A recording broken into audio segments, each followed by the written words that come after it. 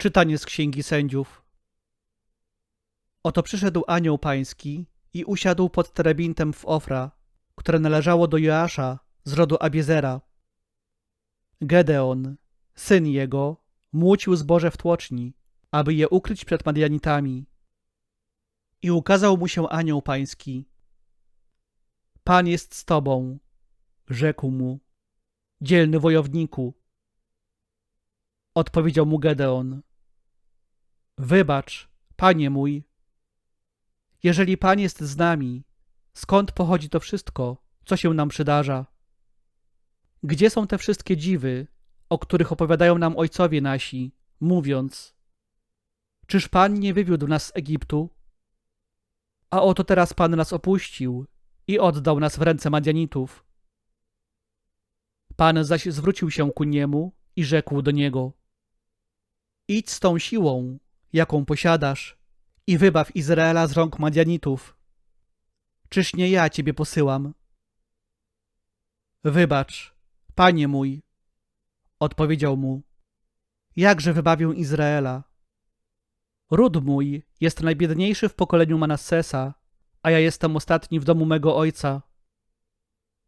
Pan mu odpowiedział: ponieważ ja będę z tobą, pobijesz Madianitów, jakby to był jeden mąż. Odrzekł mu na to: jeżeli darzysz mnie życzliwością, daj mi jakiś znak, że to ty mówisz ze mną. Nie oddalaj się stąd, proszę cię, aż wrócę do ciebie. Przyniosę moją ofiarę i położę ją przed tobą. A on na to: poczekam tu, aż wrócisz.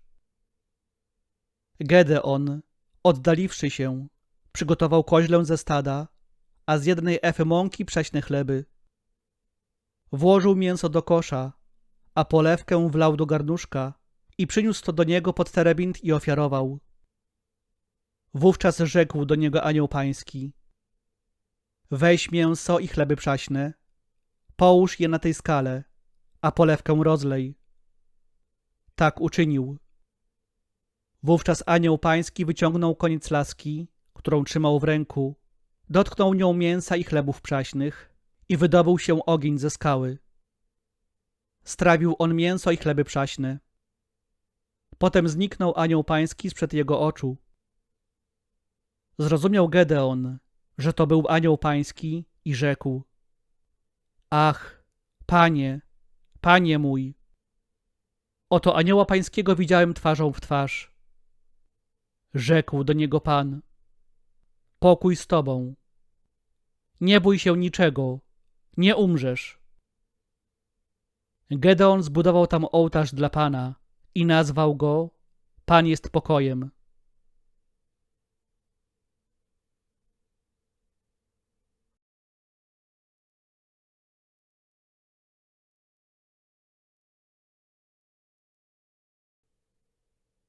Słowa Ewangelii według świętego Mateusza.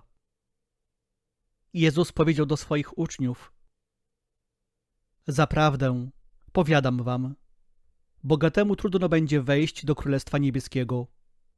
Jeszcze raz wam powiadam, łatwiej jest wielbłądowi przejść przez ucho igielne, niż bogatemu wejść do Królestwa Niebieskiego.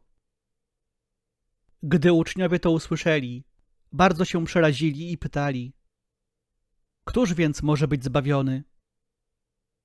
Jezus spojrzał na nich i rzekł: u ludzi to niemożliwe, lecz u Boga wszystko jest możliwe. Wtedy Piotr rzekł do niego: oto my opuściliśmy wszystko i poszliśmy za tobą. Cóż więc otrzymamy? Jezus zaś rzekł do nich: zaprawdę, powiadam wam, przy odrodzeniu, gdy Syn Człowieczy zasiądzie na swym tronie chwały, wy, którzy poszliście za mną, zasiądziecie również na 12 tronach, aby sądzić 12 szczepów Izraela. I każdy, kto dla mego imienia opuści dom, braci, siostry, ojca, matkę, dzieci lub pole, 100-kroć tyle otrzyma i życie wieczne posiądzie na własność. Wielu zaś pierwszych będzie ostatnimi, a ostatnich pierwszymi.